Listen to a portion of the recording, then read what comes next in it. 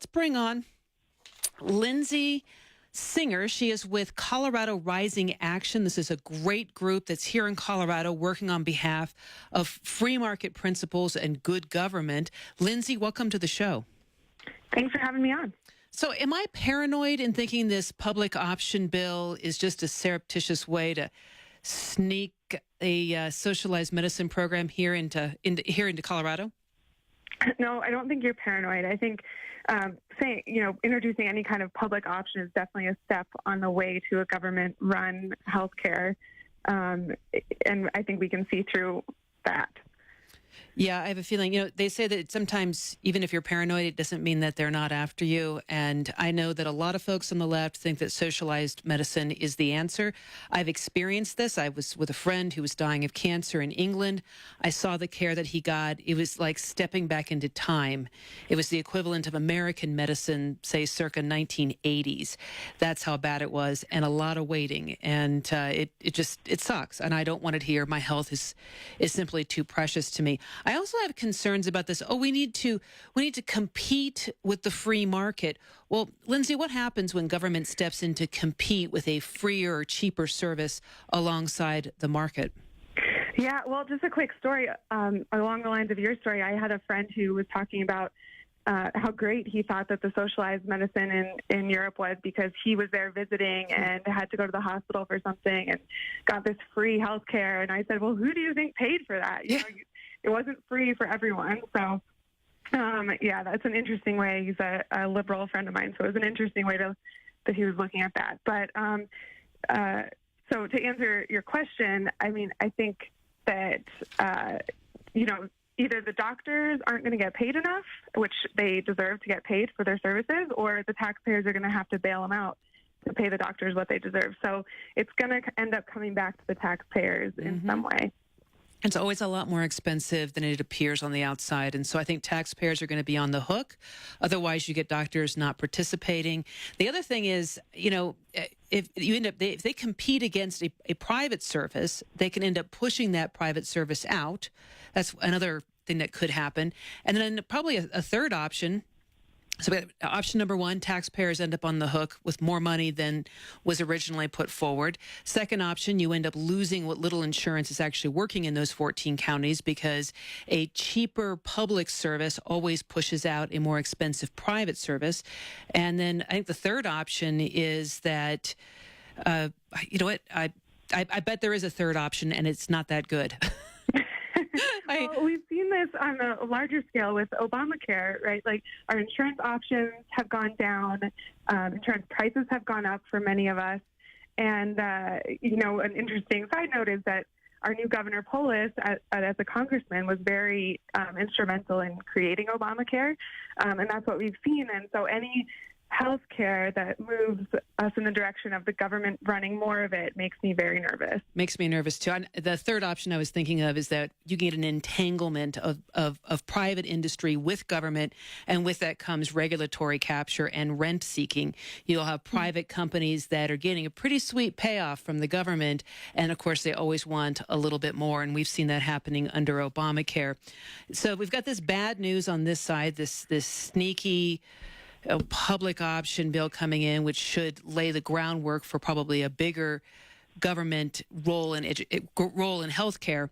But then we also got some good news this week, and that is that the title board said no to some members of the legislature and some other advocates that wanted to remove Tabor from our Constitution. I bet you guys over at Colorado Rising Action are in a celebratory mood at this time. Yeah, we sure are. So the main group that brought forward this proposal is Colorado Fiscal Institute, run by Carol Hedges. And so the title board, if people aren't familiar with that, which I wasn't before this came up in the news, is made up of the Secretary of State or a representative from that office, the Attorney General, and then a lawyer from the legislature. And so they unanimously voted this down, saying that wanting to repeal Tabor completely violates the single subject law, which is interesting because Tabor was passed, the Taxpayer Bill of Rights was passed in 1992, and then the single subject law was passed in 1994 by a group of mostly led by Democrats, in response to Tabor, saying, that you can only have one subject. And so now it's kind of coming back full circle. Now they're saying, but we want to repeal Tabor altogether, but you can't do that because of the single subject law. So it's kind of interesting. They'd probably have to offer multiple amendments to remove Tabor. And that, frankly, scares me, because Tabor's the one thing that keeps us from becoming California. Yeah, so there's already statements out that they're planning to appeal this decision. If that doesn't work, they'll break it up. And so liberals have been very clear about their desire to repeal Tabor because they're not getting all the money they want into state government to pass some of their extreme programs that voters have turned down. So they're basically saying that, we trust the legislature more than the people of Colorado, or, we want to have more say in how to spend your money and more of your money than we think you should have. I gotta love that very innocuous sounding Colorado Fiscal Institute. Sure. Yeah.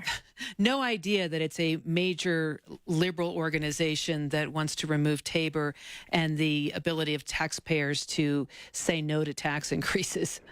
Yeah, and right now, Tabor, I'm going to start saying the Taxpayer Bill of Rights more is my goal, because Tabor doesn't give it the full effect of, it is our Bill of Rights to have a say in our tax increases. But it's more important now than ever because the Dems are in complete control of our government right now, and it's the only backstop we have.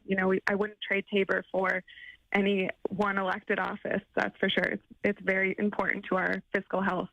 We're talking right now with Lindsey Singer. She's with Colorado Rising Action. Tell us a little bit about Colorado Rising Action and how folks can get involved.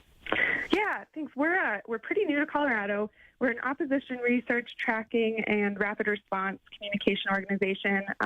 We make sure that the public hears the conservative message through the media, and we hold the left and liberal politicians accountable to Coloradans. And people can find out more about us at coloradorisingaction.org.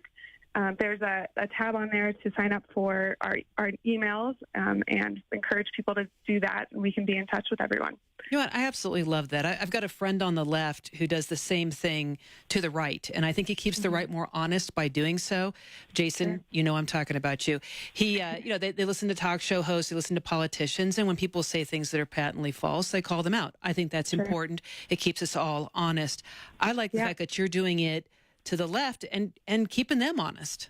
Yeah, it's important to have a balance and continue these conversations. Well, it is. I think it's a very good thing. Well, you're welcome on the show anytime, Lindsey. Hope folks check out your organization, and thanks for giving us an update both on the public option and on the Tabor Taxpayer Bill of Rights victory that we had today. Yes, thank you very much for having me on. Thanks. Have a great day.